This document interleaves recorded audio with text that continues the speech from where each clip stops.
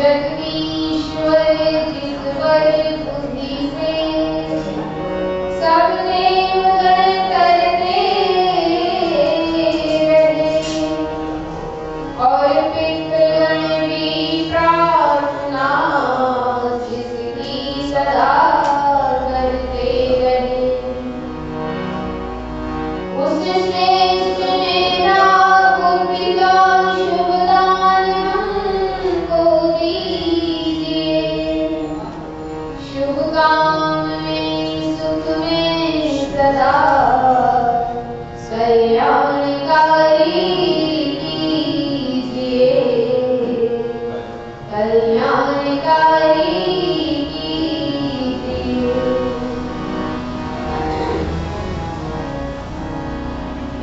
नमस्कार भगवान तुम्ही भक्तों का बारंबार हो। श्रद्धा रूपी भेंट हमारी मंगल में स्वीकार हो। मंगल में स्वीकार हो। नमस्कार भगवान तुम्हें भक्तों का बारंबार हो। श्रद्धा रूपी भेंट हमारी मंगल में स्वीकार हो। मंगल में स्वीकार हो। नमस्कार भगवान तुम्हें। तुम कण कण में बसे हुए हो। तुझ में जगत समाया है। इनका हो चाहे पर्वत हो सभी तुम्हारी माया है। तुम कण कण में बसे हुए हो। तुझ में जगत समाया है। इनका हो चाहे पर्वत हो सभी तुम्हारी माया है। तुम दुनिया के सब प्राणी के जीवन के आधार हो। श्रद्धा रूपी भेंट हमारी मंगल में स्वीकार हो। मंगल में स्वीकार हो। नमस्कार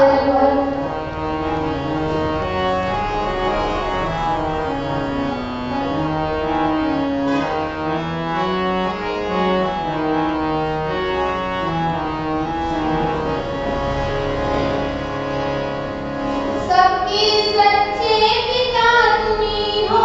तुम्ही जगत की माता हो। भाई बंधु सखा सहायक रक्षक पोषक दाता हो।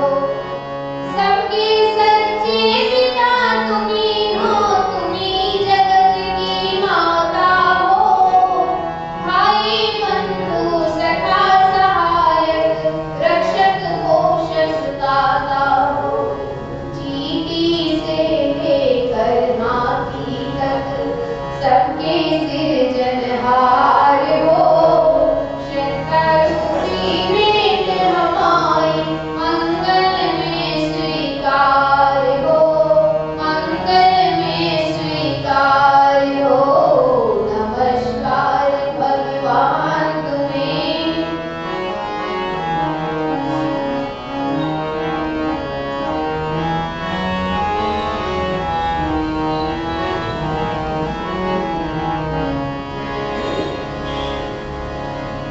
ऋषि मुनि योगी जन सारे तुझसे ही वर पाते हैं। क्या साधु क्या संत गृहस्थी दर में शीश नवाते हैं। ऋषि मुनि योगी जन सारे तुझसे ही वर पाते हैं। क्या साधु क्या संत गृहस्थी दर में शीश झुकाते हैं। परम कृपालु परम दयालु करुणा के आधार हो।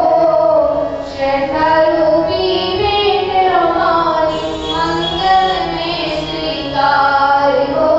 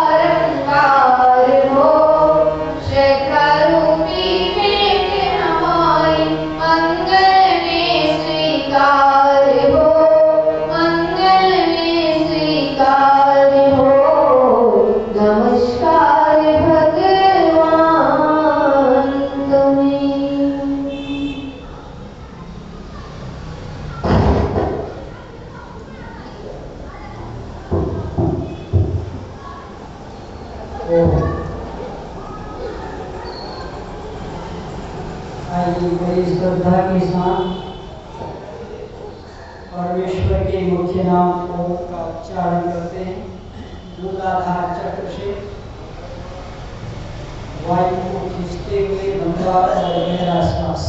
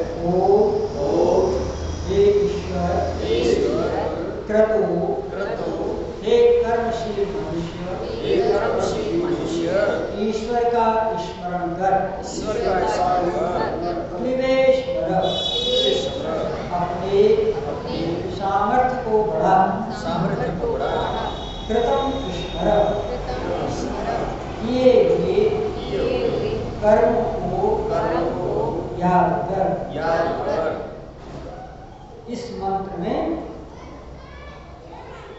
परमात्मा जीवात्मा को प्रेरणा दे रहा है। पहले तो तीनों के लक्षण बता रहा है कि ईश्वर कैसा है, जीव कैसा है और प्रकृति कैसा है। यजुर्वेद के ऋषि वायु को इसका ज्ञान हुआ। चारों वेदों में कुल मिला के 20,414 मंत्र। कितने मंत्र हैं? 20,414 मंत्र। ऋग्वेद में 10,589 मंत्र ऋग्वेद में। यजुर्वेद के अंदर 1,975 मंत्र। सामवेद के अंदर 1,875 और अथर्ववेद के अंदर 5,977 कुल मिलाकर के 20,414 हैं। इन मंत्रों की मंत्र का अर्थ होता है विचार। मंत्र का अर्थ होता है विचार। कौन कौन से विचार? ईश्वर का विचार, जीवात्मा का विचार और प्रकृति का। और वेद के अंदर मंत्र ही होते हैं। वेद के अलावा कहीं मंत्र नहीं होते। महाभारत में श्लोक है, दर्शन शास्त्रों में सूत्र हैं, उपनिषदों में श्लोक हैं। कहीं कहीं उपनिषदों में ऋषियों ने वेदों के मंत्रों को वैसे के वैसे रख दिया, परंतु मंत्र केवल वेद के अंदर हैं। क्योंकि मंत्रों के प्रणेता स्वयं परमात्मा है, तो परमात्मा ने वेद के मंत्रों में विचार किया है और विचार ही मनुष्य का सबसे बड़ा श्रृंगार या आभूषण है। एक नीतिकार लिखता है, संसारो ही दीर्घ रोगस्य, ये संसार एक भयंकर रोग है। क्या है संसार? अब जब संसार रोग है तो उसमें रहने वाला जीवात्मा कैसे सुखी रह सकता है? रह सकता है? और जीवात्मा का जो सबसे बड़ा रोग है संसार में वो है अविद्या। अविद्या का अर्थ है उल्टा ज्ञान, मिथ्या ज्ञान, संशयात्मक ज्ञान, संदेहात्मक ज्ञान। इस अविद्या में जीवात्मा पड़ा हुआ है और जब तक जीवात्मा अविद्या में रहेगा तब तक ये जन्म और मृत्यु का चक्र चलता रहेगा, ये छूटने वाला नहीं। तो इस अविद्या के चक्र से छुड़ाने वाला कौन है? विचार। कौन है जी? विचार से ही हम छूट सकते हैं। तो संसारो दीर्घ रोगस्य, यह संसार एक भयंकर रोग है। आगे कहते हैं सुविचारो महोषधम, और श्रेष्ठ विचार ही इस संसार रूपी बीमारी की दवा है। अन्य बीमारियों की दवा कहीं एलोपैथ में करा लो, कहीं आयुर्वेद में करा लो, कहीं होम्योपैथ में करा लो, लेकिन ये जो जन्म और मृत्यु वाली बीमारी है इसका इलाज कहीं नहीं है। न आयुर्वेद में है, न एलोपैथ में है, न होम्योपैथ में है। इसका इलाज वेद में है। कहाँ है इसका इलाज? वेद में। इसलिए वेदों का नित्य अध्ययन करना चाहिए, वेदों को नित्य पढ़ना चाहिए, स्वाध्याय जरूर करना चाहिए। तो सुंदर विचार ही हमको, श्रेष्ठ विचार ही हमको इस संसार रूपी सागर से पार कर सकते हैं। तो श्रेष्ठ विचार क्या है? आगे कहते हैं, ओ हम, मैं कौन हूं, यह है श्रेष्ठ विचार, सबसे बड़ा श्रेष्ठ विचार। हर जीवात्मा को जब भी समय मिले, वैसे आजकल लोग कहते समय मिलता ही नहीं, किसी से को आओगे बोलता समय का अभाव है, कैसे आए? समय का रोना सब लोग रोते हैं, लेकिन समय किसी का इंतजार नहीं करता। तो मैं कौन हूँ इसलिए विचारना चाहिए। जब भी कभी आपको फुर्सत मिल जाए तो उस समय ये विचार करो कि मैं हूँ कौन। जब कभी हमारा किसी से परिचय पूछा जाता है तो हम अपना नाम बताते हैं। क्या बताते हैं? अब ये बताओ, ये नाम जन्म से पहले था या जन्म के बाद? जन्म के बाद नाम हुआ ना, तो इसका मतलब ये जो नाम दे रहा है ये मेरा ओरिजिनल नाम नहीं है, ये डुप्लीकेट नाम है। और ये नाम मुझे संसार वालों ने दिया। किसने दिया? चाहे वो पुरोहित हो, चाहे वो माता पिता हो, सब संसार के तो हैं। संसार के लोगों ने ये नाम मुझे दिया है, जिस नाम को मैं दुनिया को बताता हूँ। फिर उसके बाद आदमी पूछेगा, ठीक है आपका नाम तो पता चल गया, आपका घर कहाँ है? तब वो बताएगा लखनऊ, दिल्ली, बम्बई, गुजरात, अहमदाबाद। अच्छा, ये जो घर है, ये घर पैदा होने से पहले थे क्या हमारे पास? नहीं थे। तो इसका मतलब नाम भी झूठा और घर भी, नाम झूठा, घर झूठा, तो फिर परिवार सही होगा क्या? वो भी झूठा हो जाएगा। तो ये समस्त जो झूठ का संसार है, ये केवल तभी तक सत्य है जब तक संसार है। इसको पूरा झूठ भी हम नहीं कह सकते। जब तक हमें रहना है दुनिया में, इसी नाम से हम रहेंगे और इसी घर में हम रहेंगे। लेकिन एक दिन यह नाम और ये घर दोनों छूट जाएगा। तब हमें विचार करना चाहिए कि नाम मिलने से पहले मैं कौन था। यह विचार जिस दिन मनुष्य करने लग जाएगा तो हम, मैं कौन हूं, फिर उसको दूसरा विचार करना पड़ेगा। ये पहला विचार तो ये करना पड़ेगा कि मैं कौन हूँ, और दूसरा विचार ये करना पड़ेगा कस्यचित् संसार, कि जिस संसार में मैं घूम रहा हूँ, विचरण कर रहा हूँ, ये संसार किसका है।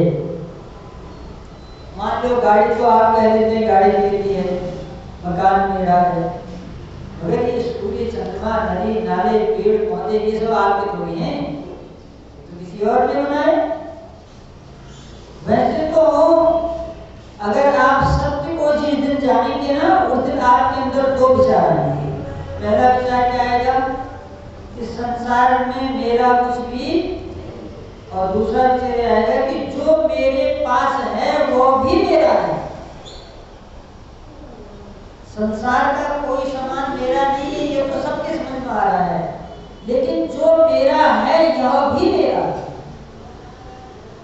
पता नहीं यह कब किस दिन मेरे से छीन लिया जाएगा। आज हमको ठंडी लगती है तो हम कपड़ा पहन लेते हैं। अब जिस दिन परमात्मा इस शरीर को उठा देगा, उस दिन कपड़ा पहनने की आवश्यकता पड़ेगी नहीं? शरीर नाशवान है, यही छूट जाएगा। तो इसलिए यह विचार करने की बहुत बड़ी आवश्यकता है। कस्यचित् संसार, जिस संसार में मैं विचरण कर रहा हूं,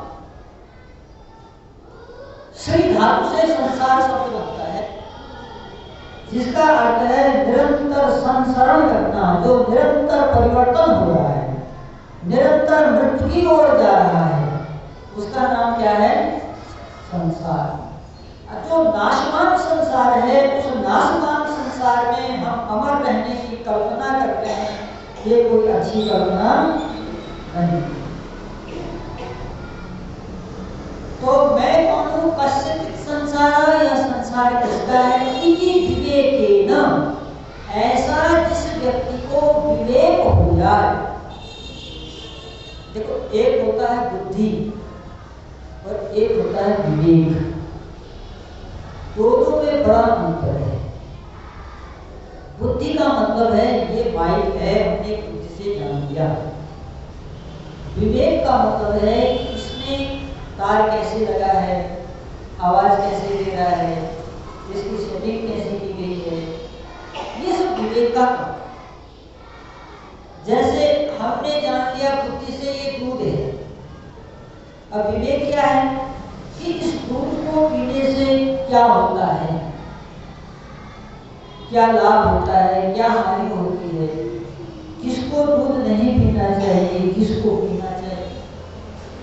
अब हमारी आपकी एक आदत है, हमसे किसी ने कह दिया दूध पीना स्वास्थ्य के लिए अच्छा है, तो हमने घर जाके कहा कि बस दूध पीना, पंडित जी कह रहे हैं दूध पीना स्वास्थ्य के लिए अच्छा है। लेकिन जिस आदमी को गैस की बीमारी हो, पेट हमेशा खराब रहता हो, ऐसे आदमी के लिए तो दूध जहर है। तो संसार के सब पदार्थों को जानना बुद्धि का काम है, और उन पदार्थों के हानि और लाभ को जानना विवेक का काम है। थोड़ा सा अंतर है बुद्धि और विवेक में, लेकिन बहुत गहरा अंतर है। सत्संग सुनना चाहिए, ये किसी को ज्ञान हो गया, ये है बुद्धि। मगर कौन सा सत्संग सुनना चाहिए, यह ज्ञान जिस दिन हो जाए, उसका नाम है विवेक। और बहुत लोगों को जब इसका ज्ञान नहीं होता तो वो क्या कहते हैं, अरे सब लोग तो एक ही बात को कहते हैं, सब जगह जाना चाहिए, सब एक ही बात को कहते हैं। लगता है सब एक ही बात कहते हैं, लेकिन उस एक बात में अनेक बातें निकल रही हैं। अब हर सत्संग में आप जाइएगा, वो कहेंगे ईश्वर एक है, ठीक है, लेकिन भीतर ही भीतर कहेंगे अवतार भी देता है। अब तो बात होगी नहीं, इसको विवेक से जानना। सबने का ईश्वर एक है, ये बुद्धि से जानना, लेकिन विवेक से जानना कि जो व्यक्ति कह रहा था ईश्वर एक है, वही भीतर भीतर कह रहा है कि हमारे गुरु जी ईश्वर के अवतार। आज संसार में ऐसा हो रहा है कि नहीं हो रहा है? हनुमान जी चारों वेदों के ज्ञाता थे, ये बुद्धि का, ये जो है बुद्धि का काम है। अब एक बागेश्वर बाबा है, वो कहते हैं हनुमान जी की कृपा से लड़का मिल जाता है, हनुमान जी की कृपा से धन मिल जाता है। अब उसने हनुमान जी को जादू का पिटारा बना दिया। बागेश्वर धाम बाबा देखे होंगे टीवी पर, आप कितने छाए होंगे। तो हनुमान जी तो भाई 4 वेदों के ज्ञाता थे, ब्रह्मचारी आदमी थे, गृहस्थ में रह के भी ब्रह्मचारी थे। अभी बहुत लोगों को कम मालूम है, बहुत लोग सोचते हैं हनुमान जी अनमैरिड थे। जितने पौराणिक हिंदू हैं सब यही जानते हैं हनुमान जी का विवाह नहीं हुआ। हनुमान जी का विवाह हुआ, एक पुत्र भी है। राजा आश्चर्य देखो, ये पौराणिक लोग पुत्र भी मानते हैं, उसका पुत्र भी मानते हैं, लेकिन विवाह नहीं मानते। ये है अंधविश्वास। कौन था पुत्र मालूम है किसी को? हनुमान जी के पुत्र का जो नहीं मालूम। हाँ, इसने बताया मकर। हनुमान जी के बेटे का नाम मकरध्वज था। पत्नी का नाम जानते हो? पत्नी का नाम था पद्मनाभा। क्या नाम था हनुमान जी पत्नी का? पद्मनाभा। कितना सुंदर नाम है, इसका अर्थ आप देखेंगे कमाल है। पद्मनाभा, जो कमल को अपनी नाभ में लिए घूमती है। कमल अर्थात ज्ञान को, वैराग्य को, ज्ञान को, विकसित हो। पद्मनाभा नाम था, बेटे का नाम था मकरध्वज। अब पौराणिकों की बात कहां मारेगी जरा सुनो। ये लोग कहते हैं जिस समय हनुमान जी समुद्र पार कर रहे थे तो उनके शरीर से पसीना निकला और वो पसीने की बूंद समुद्र में गिरी। उस बूंद को मगरमच्छ ने खा लिया और उससे हनुमान के बेटे का जन्म। कहां से कहां, कोई तार का तार नहीं, कोई लिंक नहीं, बिना लिंक हनुमान जी का बेटा बना। तो ऐसे हनुमान जी को बागेश्वर धाम सरकार ने जादू का पिटारा बना के बदनाम कर रहे हैं पूरी दुनिया के अंदर। कारण क्या है? विवेक का। इसलिए बुद्धि के साथ विवेक भी होना चाहिए। तो गायत्री मंत्र में बुद्धि की उपासना की है ना, उस गायत्री मंत्र के बुद्धि की उपासना का लाभ यह है कि वहां से आपको विवेक भी मिल जाएगा। विवेक का एक अर्थ यह कि आप लगा सकते हैं साधारण अर्थ, विवेचना करना। विवेक का अर्थ क्या हो गया? विवेचना करना जिसको आता है वह विवेकवान होता है। तो उस परमपिता परमात्मा ने यजुर्वेद का ज्ञान वायु ऋषि को दिया और वायु ऋषि ने उसकी विवेचना की यजुर्वेद पूरा। और विवेचना करके उन्होंने बताया कि हे जीवात्मा, तुम्हें 3 प्रकार का कर्म करना है। कितने प्रकार का? क्योंकि यजुर्वेद का मतलब ही है कर्म। ऐसा नहीं कि यजुर्वेद में ज्ञान नहीं है, यजुर्वेद में उपासना या विज्ञान सब है, लेकिन उसकी जो पीएचडी है उसमें, उसका जो शोध का विषय है वो कर्म। तो वायु ऋषि ने परमात्मा के माध्यम से जीवात्माओं को बताया कि हे जीवात्माओं, तुम्हें 3 प्रकार का कर्म करना है। पहला कर्म ये करना है कि तुम्हें यह मालूम हो जाए परमात्मा को अर्थात सर्वरक्षक है। क्या है परमात्मा? ये विवेक हो जाए। इस विवेक के लिए जो भी पुरुषार्थ करना पड़े, जो भी साधना करना पड़े, जो भी यज्ञ का पालन करना पड़े, उसको करो। ये पहला कर्म है। कभी कभी आपके मन में ये विचार आ सकता है कि हम क्यों करें, आपकी बात हम क्यों माने। तो शास्त्र कहता है कि ये जो जीवात्मा है ना, इसका एक नाम क्रतो है। क्या है? क्रतो का मतलब है कि ये जीवात्मा कर्म किए बिना रह सकता ही नहीं, इसका स्वभाव है। आप किसी आदमी से कहे तो खाली बैठो और 2 मिनट के बाद उसको देखना हो उसको कुछ कर रहा हो, वो खाली बैठ नहीं सकता। आँख हिलाएगा, मुंह हिलाएगा, हाथ हिलाएगा, पाँव हिलाएगा और बहुत ज्यादा नौटंकी बात होगा, मन हिलाएगा, शरीर नहीं हिलाएगा, लेकिन मन हिलाएगा और आपको पता भी नहीं लगेगा।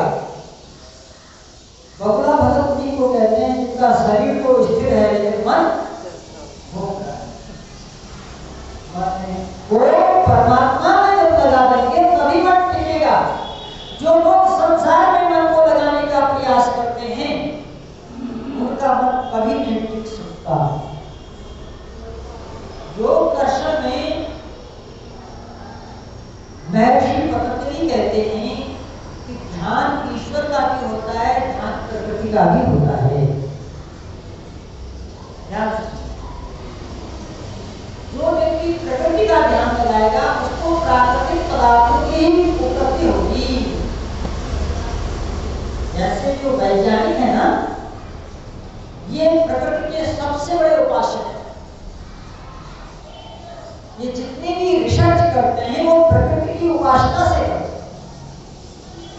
एक पदार्थ ले लिया उन्होंने सूर्य, अब उनका मन, बुद्धि, विवेक सब सूर्य के इर्द-गिर्द घूम रहा है। फिर वहां से निकाल रहे हैं सूर्य की दूरी इतनी है, सूर्य में तापमान इतना है, सूर्य का टेम्परेचर इतना है, सूर्य का व्यास इतना है, सूर्य की परिक्रमा गति क्या है, परिक्रमा गति क्या है, पूरा ध्यान उसका सूर्य पर रहता है। ये तो होगा बाहर का ध्यान। अब बाहर के ध्यान में मन तभी तक एकाग्र होगा जब तक आप उस पदार्थ पर मन को टिकाए हैं, क्योंकि सूर्य सर्वव्यापक तो है नहीं, सूर्य एक जैसी है। जैसे सूर्य जरा हट के आपका ध्यान हट जाएगा। लेकिन जब आप ईश्वर में ध्यान लगाने का अभ्यास कर लेंगे तो आपका मन स्थिर हो जाएगा। क्यों? क्योंकि ईश्वर सर्वव्यापक। जब आप मनसा परिक्रमा मंत्रों का पाठ करते हैं संध्या में, ओम प्राचीदिक, दक्षिणादिक, प्रतीचीदिक, उदीचीदिक, ध्रुवादिक, ऊर्ध्वादिक, सभी दिशाओं में आप परमात्मा की उपस्थिति को अनुभव करते हैं। अनुभव ही ईश्वर का साक्षात्कार है। अगर किसी ने ये सोच लिया जब हम ईश्वर का साक्षात्कार करेंगे तो कोई बड़ा सा आएगा अद्भुत, तो समाधि रहते कहते हैं। अनुभव ही समाधि, अनुभव ही साक्षात्कार है। जैसे आपको शक्कर खाने के लिए दिया, तो शक्कर जब आप खाते हैं तो लोगों ने पूछा कैसा है, तो आपने बता दिया अनुभव हो। तो अब आपको शक्कर की समाधि हो गई, शक्कर का साक्षात्कार हो गया। अब उस मीठे को आप कोई फिगर नहीं बनाएंगे, कोई चित्र नहीं बनाएंगे। इसी प्रकार से ब्रह्म का भी साक्षात्कार अनुभव होता है। उस अनुभव को प्राप्त करने के लिए 3 प्रकार का पुरुषार्थ करना है। पहला पुरुषार्थ करना है कि जो ईश्वर सर्वरक्षक है उसको प्राप्त करो। दूसरा पुरुषार्थ क्या करना है कि ये जो वायु आत्मा अजर अमर है इसका साक्षात्कार। और तीसरा पुरुषार्थ करना है भस्मांतम शरीरम, ये जो शरीर नाशवान है इसको का पुरुषार्थ। ये 3 पुरुषार्थ करना ही यजुर्वेद का मुख्य लक्ष्य है। आइए शेष चर्चा कल करते हैं।